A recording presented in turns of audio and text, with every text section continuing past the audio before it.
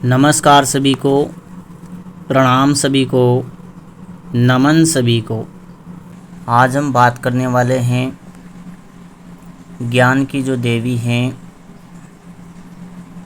जो सरस्वती हैं, जीवन में आनंद भरने वाली देवी हैं, उनकी ही आज हम बात करने वाले हैं। क्योंकि सब चीज़ व्यक्ति के पास हो लेकिन ज्ञान ना हो तो उन चीज़ों का व्यक्ति सही से इस्तेमाल नहीं कर सकता, समय पर उनका उपयोग नहीं कर सकता। इसलिए ज्ञान का होना आवश्यक है और ज्ञान की देवी सरस्वती को बताया गया है। तो सरस्वती के बारे में तो सभी जानते ही हैं, लेकिन जो मूल बातें हैं उनको हम समझने का प्रयास करेंगे। सर्वप्रथम नाम सरस्वती। सरस्वती जो रसवान हैं, जो जीवन में आनंद भर देती हैं, व्यक्ति के जीवन में रस भर देती हैं, और वह रस ज्ञान का रस है। ऐसा रस है जो कभी समाप्त नहीं होता है। और कहा भी गया है कि जीवन में सभी चीज़ों का अंत निश्चित है, लेकिन ज्ञान का कोई अंत नहीं है। ज्ञान हमेशा वैसा का वैसा ही रहता है, जिसका अंत नहीं है। और ज्ञान की एक ये भी है कि समस्त चीज़ों को हम दूसरों को बांटेंगे, हमारे भंडार में से किसी चीज़ को दूसरों को देंगे तो हमारे भंडार में धीरे धीरे कमी आती जाएगी। लेकिन ज्ञान का भंडार ऐसा भंडार है जिसको जितना खर्च किया जाए उतना यह कम नहीं होता है, बल्कि और ज़्यादा बढ़ जाता है। यह इस ज्ञान का मुख्य लक्षण है और उसकी देवी हैं सरस्वती। जो भगवान जो त्रिदेव हैं उनमें जो भगवान ब्रह्मा हैं उनकी पुत्री हैं। उन्होंने इसका निर्माण किया है। मानस पुत्री ये ब्रह्मा की हैं। हालांकि ब्रह्मा जी को बदनाम करने के लिए कुछ कहानियाँ भी बनाई गई हैं ताकि कोई ब्रह्मा जी की पूजा ना की जाए, लेकिन कुछ व्यक्ति फिर उसी हिसाब से बोलते हैं ना, ब्रह्म ज्ञान की भी बात करते हैं, सबसे बड़े ब्रह्म ज्ञान की भी बात करते हैं, लेकिन फिर ब्रह्मा जी को नहीं मानते कि ये ब्रह्मा जी अलग हैं। भगवान विष्णु को हम त्रिदेवों के आधार पर नहीं समझे तो भी भगवान विष्णु को सत्य कहा जाता है और भगवान शिव को शून्य कहा जाता है।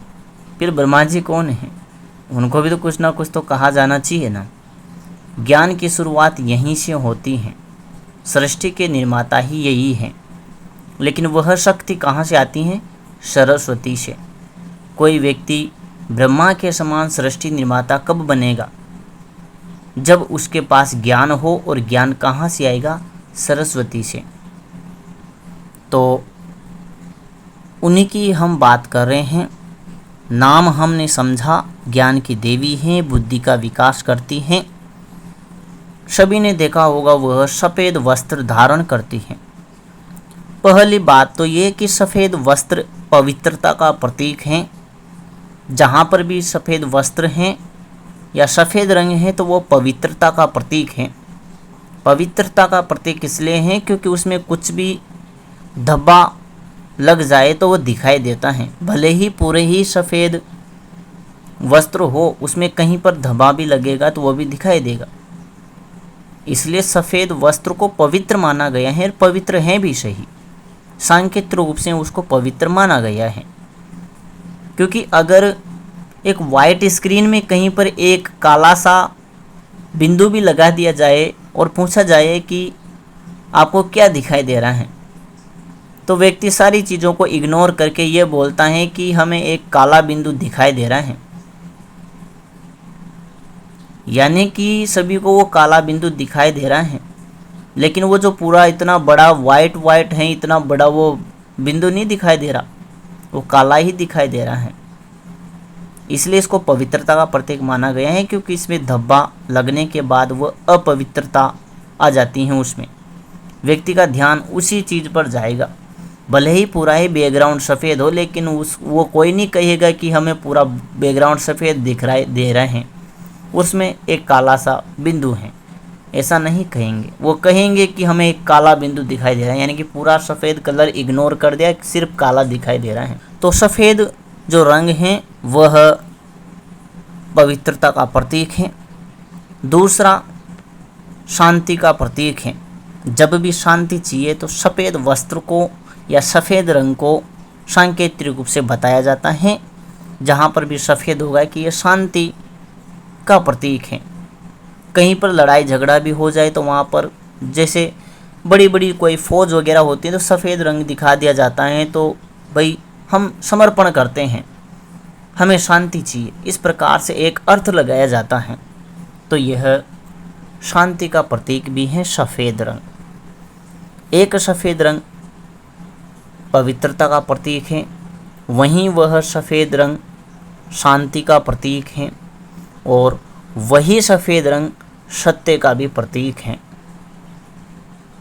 और वह सत्य यहीं से स्टार्ट होता है, सफ़ेद रंग से ही स्टार्ट होता है। रंग बहुत सारे हैं, काले भी हैं, लाल भी हैं, पीले भी हैं, हरे भी हैं, और एक सफ़ेद भी है। और वही सफ़ेद वस्त्र माता सरस्वती के हैं। हम तो सभी को माता बोलते हैं, सब माता ही हैं। तो माता सरस्वती का वह सफ़ेद रंग है, जो सफ़ेद रंग के माध्यम से 3 ज्ञान व्यक्तियों को देता है। पहला ये कि सफ़ेद रंग पवित्रता का प्रतीक है, दूसरा यह कि शांति का प्रतीक है, और तीसरा यह कि सत्य का प्रतीक है। ये तो हो गया रंग की बात। अब थोड़ा सा और आगे बढ़ते हैं तो जो माता सरस्वती हैं उनका एक वाद्य यंत्र है जिसको कहा जाता है वीणा। वीणा उसका यंत्र है, बजाने का एक वाद्य यंत्र है जो ध्वनि का प्रतीक है। और ध्वनि आकाश का गुण है, और आकाश तत्व विशुद्धि का प्रतीक है, और विशुद्धि वाणी का प्रतीक है। इसलिए जो सरस्वती हैं उसको ज्ञान की देवी तो कहा ही जाता है, साथ ही साथ इसको वाणी की देवी भी कहा जाता है। इसलिए इसको कुछ कुछ जगह वाग देवी भी कहा गया है। वाग यानी वाणी, देवी उस वाणी की देवी, वाणी की अधिष्ठात्री भी इसको कहा जाता है। लेकिन मूल रूप से देखा जाए तो वाणी की देवी नहीं है, ज्ञान की देवी है। वह वाणी की देवी इसलिए कहा जाता है कि अगर कोई व्यक्ति है, किसी उस व्यक्ति के पास कोई ज्ञान नहीं है तो वो कुछ बोल भी नहीं सकता। हमने मान लो किसी व्यक्ति से पूछा कि भैया ये अंधार कैसा होता है, क्या होता है। अब उसके पास अंधार की जानकारी नहीं है तो वो नहीं बोल सकता, यानी कि ज्ञान की आवश्यकता है बोलने के लिए। जब ज्ञान होगा तो वो बताएगा भाई अरे अंधार ऐसा होता है, लाल होता है, उसके भीतर बीज निकलते हैं और बीज ऐसे मीठे मीठे लगते हैं। तो उसके पास ज्ञान होगा तभी वो बोलेगा। इसलिए पहले ज्ञान का होना आवश्यक है, और उस ज्ञान की वजह से ही व्यक्ति बोल पाता है। उसके पास जानकारी है तभी वो बोल पाता है। कहीं रास्ते में कोई व्यक्ति जा रहा है, कोई पथिक जा रहा है, उसने पूछा आपसे कि भैया ये अमुक गांव किस जगह पर है। अगर आपके पास ज्ञान है यानी कि आपको जानकारी है तो आप बताएंगे कि इधर से जाओ, इधर से जाओ, आगे ऐसा कुछ आएगा, वहाँ से मुड़ जाना। ज्ञान होगा तब बताएंगे, जानकारी होगी तब बताएंगे। लेकिन जानकारी नहीं तो आप क्या बोलेंगे, कुछ नहीं बोलेंगे। यानी कि बहुत छोटी सी वार्ता होगी कि पता नहीं, और जानकारी है तो थोड़ी लंबी वार्ता चलेगी, अच्छे से समझाएंगे। तो ज्ञान की ये देवी है। व्यक्ति को ज्ञान होता है तो फिर वो बोलने में भी सक्षम हो जाता है। इसलिए जो ज्ञान का स्रोत है वो हमारे कान हैं। एक प्रकार से देखा जाए तो जो जन्म से व्यक्ति बहरे होते हैं वो बोल भी नहीं पाते हैं, हालांकि उनको बोलना आता है, लेकिन सुना नहीं है तो भाषा का विकास नहीं होता है। जो कई बार व्यक्ति अंधे होते हैं लेकिन उनके कान सही होते हैं तो वह बोलते भी हैं भले ही अंधे हो। तो एक प्रकार से ज्ञान का संबंध वाणी से जुड़ा हुआ है। इसलिए जो माता सरस्वती हैं वह ज्ञान की देवी हैं, साथ ही उसको वाग देवी कहा जाता है, वाणी की अधिष्ठात्री देवी भी कहा जाता है। ये तो हो गई उसके वाद्य यंत्र की बात जो संगीत का प्रतीक है। और संगीत कैसे बोलेंगे हम, कोई संगीत भी गाना है तो मुँह से तो बोलेंगे ना, यानी वाणी से बोलेंगे। ध्वनि का प्रतीक है वो वीणा। और थोड़ा सा और आगे बढ़ते हैं तो जो माता सरस्वती हैं उसका वाहन है हंस। कहा भी जाता है कि हंस वाहिनी ऐसा वर दो, अवगुण हर के सद्गुण भर दो। तो यह वह हंस वाहिनी है और हंस का कलर भी वही सफ़ेद है, लेकिन हंस से संबंध जोड़ा जाता है विवेक का। हालांकि देखा तो नहीं है, लेकिन बड़े लंबे पुराने समय से सुनते आ रहे हैं कि हंस में नीर शीर विवेक होता है। नीर शीर का विवेक ऐसा विवेक होता है कि आपके पास 1 लीटर दूध है और उसमें 1 लीटर पानी मिला दिया, यानी कि 2 लीटर पानी और दूध का मिश्रण हो गया है। हंस में ऐसी क्षमता होती है, ऐसा विवेक होता है जिसको नीर शीर विवेक कहा जाता है। वह अगर उस दूध और पानी के मिश्रण में अपनी चोंच डालकर वो दूध को पिए ना, तो वो पानी को छोड़ देता है और दूध को पी जाता है। सुनने में थोड़ा अचंबा लगता है कि ऐसे कैसे हो सकते हैं। 2 मिश्रण हैं जो समांगी मिश्रण हैं, विज्ञान में आपने पढ़ा होगा, जो एक दूसरे में घुल जाते हैं, जिनको अलग करना थोड़ा मुश्किल होता है क्योंकि वो समांगी मिश्रण हैं। कुछ विधियों से अलग किया जाता है लेकिन थोड़ा मुश्किल होता है। और वही विवेक एक हंस में होता है कि वह अपनी चोंच उस दूध में डालता है और दूध को पी जाता है, पानी छोड़ देता है। कितना अजीब है। यहाँ पर कहने का मतलब है कि जो व्यक्ति में बुद्धि वगैरह जागृत होती है सरस्वती की वजह से, उसमें ऐसा विवेक आ जाता है, हंस की तरह विवेक आ जाता है कि वह नीर और शीर को अलग कर देता है। नीर का मतलब है यानी जल।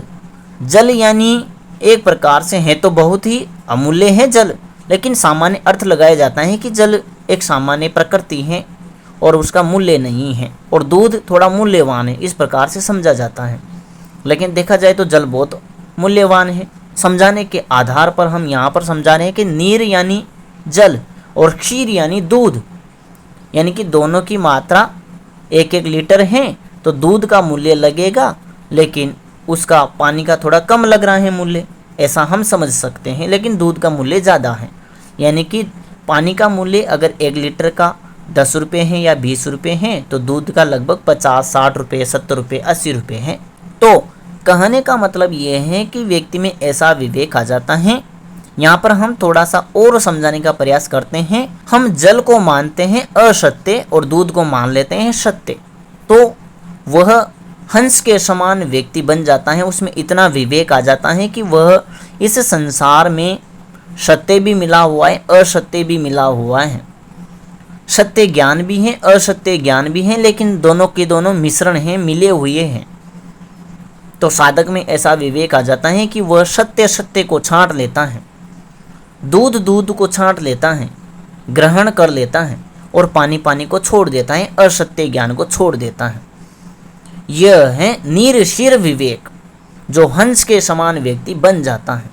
वह जो हंस वाहिनी है, जो सरस्वती है, वह व्यक्ति के भीतर इतना ज्ञान, इतनी बुद्धि और इतना विवेक स्थापित कर देती है कि वह सत्य की पहचान कर लेता है और सत्य में आगे बढ़ते हैं। जब व्यक्ति सत्य को ग्रहण कर लेता है तो एक निर्माण होता है जिसको कहा जाता है ज्ञान। और ज्ञान का मतलब है कि ऐसा ज्ञान जिसका परिणाम हर बार वैसा का वैसा ही निकले। आपने विज्ञान की परिभाषा को देखा होगा, जिसका मतलब होता है विशेष ज्ञान, यानी कि छांटा गया ज्ञान, परीक्षणों से प्राप्त किया गया ज्ञान, वह ज्ञान है। और जब सत्य ज्ञान को एकत्रित किया जाता है तो वह बनता है विशेष ज्ञान, जिसको कहा जाता है विज्ञान। जब व्यक्ति विज्ञान जान लेता है तो विज्ञान यानी कि जब ज्ञान का निर्माण होता है, सत्य ज्ञान का निर्माण होता है, तो व्यक्ति बन जाता है ब्रह्मा। ब्रह्मा यानी सृष्टि निर्माता। एक साधारण से आधार पर हम समझने का प्रयास करते हैं कि आपको खाना बनाना है, जितना भी उसमें सामान की आवश्यकता है, सामग्री की आवश्यकता है, वो आपके पास है। आटा भी है, जल भी है, नमक भी है, जो भी मसाला वगैरह जो भी है, सब कुछ आपके पास रखा हुआ है, लेकिन आपको ज्ञान नहीं है, वह विधि मालूम नहीं है, वह प्रक्रिया मालूम नहीं है कि खाने को कैसे बनाएं, पानी कितना डालना है। ज़्यादा डालेंगे तो भी नहीं बन पाएगा, कम डालेंगे तो भी नहीं बन पाएगा। यानी कि इसमें जो आटा है उसमें कितना पानी डालना है, वो कितना नमक डालना है, इसकी जानकारी होनी चाहिए। वह विधि आपको आना चाहिए, जिसको कहा जाता है ज्ञान, खाना बनाने का ज्ञान। जब वह ज्ञान आ जाता है, जब सरस्वती कृपा करती हैं, ज्ञान आ जाता है, नीरशीर विवेक आ जाता है, सत्य को छांटने की क्रिया आ जाती है, सत्य को व्यक्ति छांटने लग जाता है, क्या सत्य है क्या असत्य है।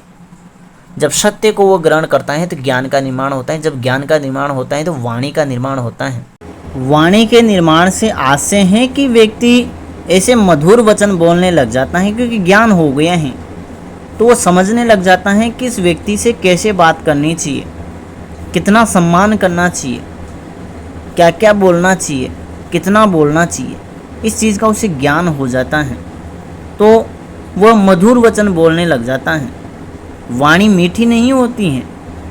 वाणी जब सम्मान के तौर पर व्यक्तियों से बात की जाती है तो वही मीठी वाणी है। ऐसे नहीं कि आपकी वाणी पहले अलग निकल रही थी अब कोयल की तरह निकलेगी, ऐसा नहीं होगा। मीठी वाणी, बोलने का एक नज़रिया आ जाता है, बोलने का एक तरीका व्यक्ति को आ जाता है। अब जब ज्ञान आपके पास हो गया, सत्य ज्ञान हो गया, तो आप दूसरों से उस बारे में बात कर सकते हैं। दूसरा बोले कि ऐसा नहीं होता है, लेकिन आपने परीक्षण कर रखा है तो आप बोलेंगे नहीं बिल्कुल होता है। यानी कि आपके पास सत्य ज्ञान है, इसलिए आप बोल पा रहे हैं। अगर आपको डाउट होगा तो आप बोलेंगे नहीं, लेकिन डाउट नहीं है इसलिए आप बोल पा रहे हैं।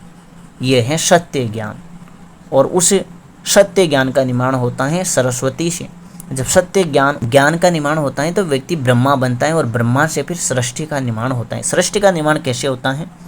सृष्टि का निर्माण ऐसे होता है कि मान लो मेरे पास एक बुक है, कि एक किताब है या एक कॉफ़ी है। अब मैंने कई सारी चीज़ें अनुभव करके उसमें से जो सत्य सत्य हैं उसको छांट के एक कॉफ़ी में लिख लिया। अब उस कॉफ़ी में हालांकि लिखा हुआ है तो सत्य ही है, लेकिन उस सत्य को छांटने में कितना वर्ष लगा होगा, कितनी मेहनत लगी होगी, लेकिन वो सत्य छांटा गया है। अब वो सत्य छांट लिया गया है तो उसके ज़रिए मैं एक सृष्टि का निर्माण कर सकता हूँ। सृष्टि का निर्माण करने का मतलब है कि एक तरीका निर्मित कर सकता हूँ कि ऐसा करने से ऐसा होगा, ऐसा करने से ऐसा होगा। वो एक सृष्टि का निर्माण हो गया। सृष्टि का निर्माण भौतिक जगत में देखा जाए तो हमें सत्य ज्ञान हो गया तो हमारे मित्र भी छंटने लग जाएंगे। हमें कौन कौन से मित्र को चुनना चाहिए, कौन से हमारे मित्र होने चाहिए, हमें कैसे व्यक्तियों के साथ बैठना चाहिए। यानी कि हम सृष्टि का निर्माण कर रहे हैं अपने आसपास। पहले हमारे पास 10 मित्र थे, उनमें से अब हमारे 5 ही मित्र रह गए हैं। यानी कि उनमें से हमने कुछ को छांट लिया है। अब सृष्टि का निर्माण हम कर रहे हैं, एक ग्रुप का निर्माण हम कर रहे हैं। पहले हम 100 जगह पर बैठते थे, अब हम 10 जगह पर ही बैठने लग गए हैं। ये भी सृष्टि का निर्माण हो रहा है। हम अपनी खुद की एक सृष्टि बना रहे हैं, जिनमें अलग अलग विभाग हम बना रहे हैं, जिनमें हमारे ये 5 मित्र हैं, इसमें हमारे ये जगह है, हम यहाँ पर बैठते हैं। पहले हम मान लो कुछ चीज़ें खाते थे, पीते थे। अब उनमें से हम सत्य के आधार पर कुछ चीज़ों को छोड़ रहे हैं, कुछ को अपना रहे हैं। ये सृष्टि का निर्माण हो रहा है। यानी कि व्यक्ति ब्रह्मा बन गया है। अब सृष्टि का निर्माण हो रहा है। जब सृष्टि का निर्माण होगा तो कहीं चीज़ें व्यवस्थित हो जाएगी। जब चीज़ें व्यवस्थित हो जाएगी तो जीवन में शांति स्थापित हो जाएगी। जो सफ़ेद रंग बताया है ना, वो शांति का प्रतीक है। ये शांति स्थापित हो जाती है, सुकून जीवन में आ जाता है, आनंद जीवन में आ जाता है। क्योंकि अब हमने वो चीज़ें छांट ली हैं, सत्य को हमने छांट लिया है। और जो सत्य छांट लिया है उसमें कभी कोई पीड़ा, कभी कोई तकलीफ, आनी ही नहीं है, क्योंकि सत्य को हमने छाड़ लिया है। जब तक असत्य मिला होगा तब तक हमें तकलीफ होगी, पीड़ा होगी, दर्द होगा। लेकिन जब सत्य को हमने जान लिया है, सत्य को हमने छाड़ लिया है, तो अब हमें किसी से डरने की आवश्यकता नहीं है। ये है सरस्वती का ज्ञान, ये है सरस्वती जो जीवन में रस आनंद स्थापित कर देती हैं। और फिर सरस्वती को तो बचपन से ही व्यक्ति पूजते आ रहे हैं। जहाँ शिक्षा और ज्ञान हमें प्राप्त करना होता है वहाँ सरस्वती की पूजा की जाती है। विद्यालयों में हमने शुरुआत की है, प्रार्थना भी यही आती है ना, हे हंस वाहिनी ऐसा वर दो, अवगुण हर के सद्गुण भर दो। या फिर ऐसा भी आता है कि ऐशार दे माँ, अज्ञानता से हमें तार दे माँ, ऐसा भी तो आता है ना। तो अज्ञानता से भी तो बाहर निकालने का काम करिए ना। कब अज्ञानता से कब बाहर होगा व्यक्ति? जब उसे ज्ञान आएगा। या फिर हे स्वर की देवी माँ, वाणी में मधुरता दे। जो स्वर की देवी हैं वो वाणी में मधुरता दे। वाणी में मधुरता कब आएगी? जब हमें बोलने का तरीका आएगा। बोलने का तरीका कैसे आएगा? जब हमारे भीतर ज्ञान जागृत होगा। तो ये सब सरस्वती की प्रार्थनाएं हैं जो बचपन से व्यक्ति करते आए हैं। ये भी तो एक प्रार्थना ही है ना। तो उस सरस्वती से हम प्रार्थना कर रहे हैं, ये वो सरस्वती है। और इन्हीं चीज़ों को थोड़ा फास्ट कर दिया जाता है, स्पीड इनकी बढ़ा दी जाती है, तो बीज मंत्रों से फिर इनकी की जाती है। अब देखो कुछ यहाँ पर हम बता देते हैं। पिछले कई बार ऐसा पूछा भी गया है कि कुछ एम बोलते हैं, कुछ एंग बोलते हैं, इनमें भी अंतर है क्या? तो अंतर तो है। अंतर ये है कि अगर आप भौतिकता का ज्ञान आपको चाहिए, भौतिक प्रकृति का ज्ञान चाहिए, आपको कुछ ग्रंथ वगैरह बनाने हैं भौतिक लेवल पर, तो आप एंग कर सकते हैं। एंग ग बोलना है। और आपको थोड़ा अलग ही ज्ञान चाहिए, आध्यात्मिक ज्ञान चाहिए, तो म बोलना पड़ेगा, एम बोलना पड़ेगा। तो आपको आत्मज्ञान चाहिए तो एम बोलना पड़ेगा। और आपको प्रकृति का वेदों का ज्ञान चाहिए तो एंग बोलना पड़ेगा। इतना सा अंतर है, क्योंकि म वाला हिस्सा परमात्मा की तरफ जाता है और ग वाला हिस्सा प्रकृति की तरफ जाता है। जो मूलाधार वाला है ना, ग्लोम, ग्लोम तो सबने सुना है, गणेश जी का मंत्र है, प्रथम पूज्य गणेश जी हैं, मूलाधार से स्टार्टिंग होती है। तो आप एंग बोलेंगे तो आपको प्रकृति का ज्ञान मिलेगा, एम बोलेंगे तो प्रकृति से थोड़ा ऊपर का ज्ञान मिलेगा। और सरस्वती से जोड़ दिया जाता है तो फिर बोल दिया जाता है ओम जोड़कर कि ओम एम सरस्वते नमः। या फिर थोड़ा सा और इसको बढ़ाया जाता है तो ओम एम महासरस्वते नमः, इस तरह से बोल दिया जाता है। और कुछ एम ही बोल दिया जाता है कि एम एम एम एम एम एम एम। तो ये ध्वनियाँ हैं, अलग अलग ध्वनियाँ हैं जिनके अलग अलग कार्य हैं। एम को हम पराशक्ति के आधार पर ज्ञान का एक स्रोत मान सकते हैं, और जो एंग हैं उसको हम माया के अंतर्गत इसको जोड़ सकते हैं। एक प्रकार से जो सरस्वती के आधार पर समझने का प्रयास करे तो एंग इसको बोल सकते हैं, और पराशक्ति के आधार पर ले जाने का प्रयास करे तो एम इसको बोलते हैं। म वाला बिंदा परमात्मा की ओर ले जाता है और ग वाला हिस्सा प्रकृति की ओर ले जाता है। इसमें अंतर था। इस प्रकार से ही ये बीज मंत्र चलते हैं। संस्कृत के ये बीज मंत्र हैं। बिंदी को वैसे तो माँ ही बोला जाता है, लेकिन कुछ जगह हैं जहाँ पर ग भी बोला जाता है। अगर इसको और ज़्यादा अच्छे से समझने का प्रयास किया जाए, उदाहरण के माध्यम से समझने का प्रयास किया जाए, तो एक 3 तत्वों की हमारी देवी थी, तो उसने 3 तत्वों को जागृत करने के लिए एक बीज मंत्र दिए थे, तो उसमें एम भी आ रहा था। तो उसने बोला था इसको एम करना है, यानी कि म बोलना है।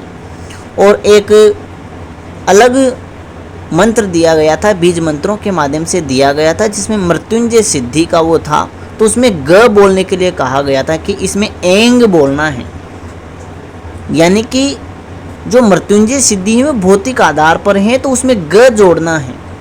और अगर आत्मिक उन्नति करना है तो उसमें म बोलना है, म बोलना है। दोनों में अंतर स्पष्ट इस आधार पर हम समझ सकते हैं कि अगर आपको आत्म उन्नति चाहिए तो उसमें म बोलना पड़ेगा, और आपको भौतिक प्रकृति की कोई सिद्धि चाहिए तो उसमें ग बोलना पड़ेगा। ये अंतर इसमें है, बहुत अंतर है। तो परमात्मा की तरफ जाना है तो म बोलिए, आत्मज्ञान करना है तो म बोलिए, ऊपर का ज्ञान चाहिए तो म बोलिए, और प्रकृति का ज्ञान चाहिए, भौतिक प्रकृति का ज्ञान चाहिए, किताबी ज्ञान चाहिए, वेद शास्त्रों का ज्ञान चाहिए तो एंग बोलिए। जो एंग है वो ऐसा है कि आपको जो लिखी हुई चीज़ें हैं उसका ज्ञान होगा एंग के माध्यम से, और जो एम है उसके माध्यम से उन चीज़ों का ज्ञान होगा जो लिखी नहीं है, कहीं ब्रह्मांड में चल रही हैं, गूंज रही हैं, उन चीज़ों का ज्ञान होगा एम के माध्यम से। ये ज्ञान होगा, उस ज्ञान को सुनेंगे कैसे वो अलग बात है, वो लक्ष्मी वाली अलग चीज़ें हैं, सुनने का अलग है। जो ये एम है, ये जो चीज़ें लिखी नहीं हैं उसके अंतर्गत आता है एम, और जो लिखी हुई चीज़ें हैं उसके अंतर्गत आता है एंग। इस तरह से आप समझ सकते हैं, समझने के कई तरीके हैं। तो आज हमने जो माता सरस्वती हैं उनके बारे में जानने का प्रयास किया है, ज्ञान की देवी के बारे में जानने का प्रयास कर रहे हैं। आशा करता हूँ आपके समझ में आया होगा। फिर भी कुछ रह जाता है तो आप हमें ज़रूर बताएं। नमः शिवाय, नमः श्री काली के।